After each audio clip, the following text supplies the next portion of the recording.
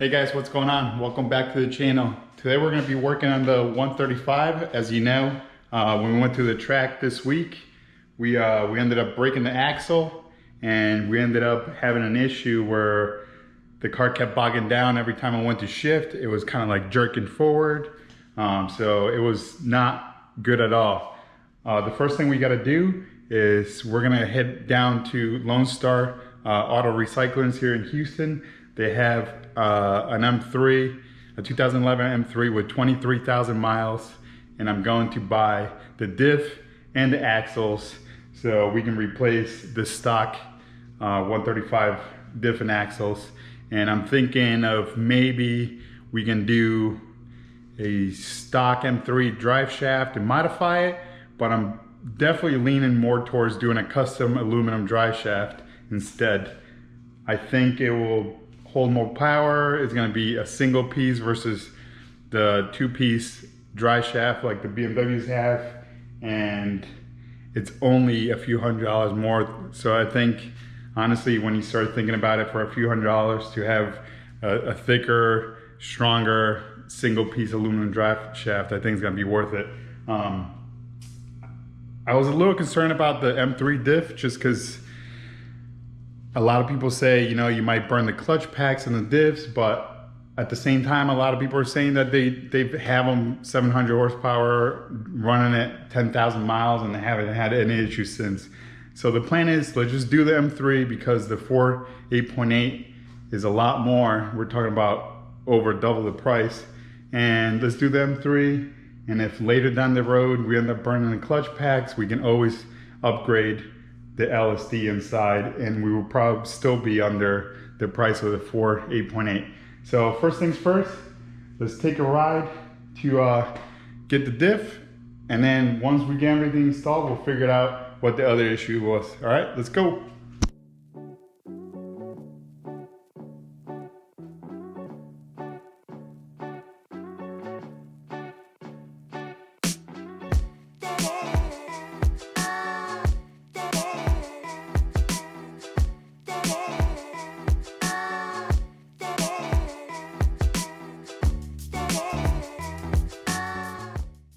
Alright guys, we're back in the house now. We ended up getting the M3 diff, the axles, and the adapter flanges for the one-piece aluminum drive shaft. The drive shaft hasn't come in yet, but we do have the adapter. So now let's get the old diff out, axles out, and the drive shaft out. Now let's get the nut out. We just gotta push these little tabs here and take out the 36mm 12-point socket, and it should come right out.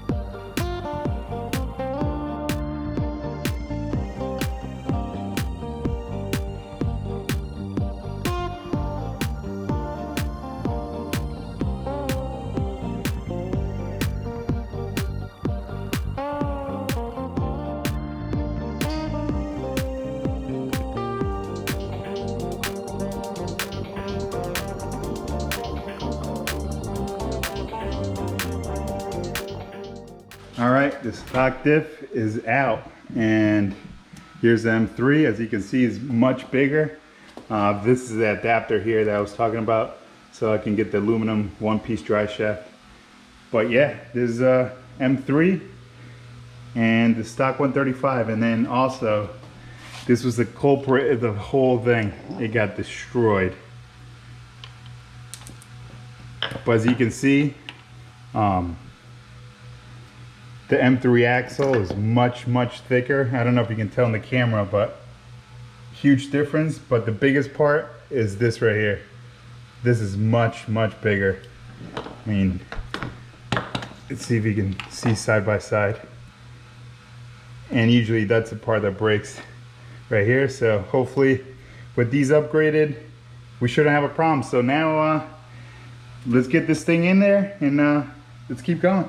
Diff is in. Now let's get these axles installed. And just like that, the axle is in. The diff is in, axle's in, and we have an issue. So as you can see, we have the M3 axle here, and then we have the stock 135 axle here. The problem is that this is another driver side, just like the one that we just installed. So if we put this one next to the passenger side, it's about 2 or 3 inches shorter.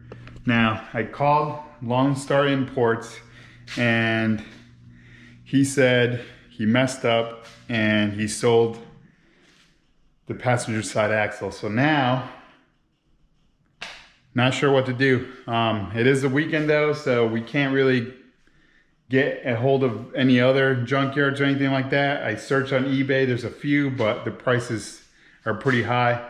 So I'm gonna have to wait until Monday. I mean, I guess it doesn't matter anyways, just because the dry shaft, the aluminum dry shaft is coming Monday as well. So it's not like we can drive the car right now anyways.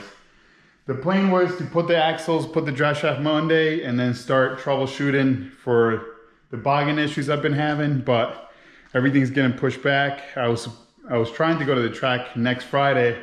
Not sure if I can make it by next Friday, but let's keep trying. Monday, I'll call a few of the places and see if we can get an axle. If not, I'll probably have to order something from eBay and pay a little bit more. But yeah, stay tuned in the next video. I'll just, hopefully we'll be finishing this up and doing the troubleshooting. All right, we'll see you next.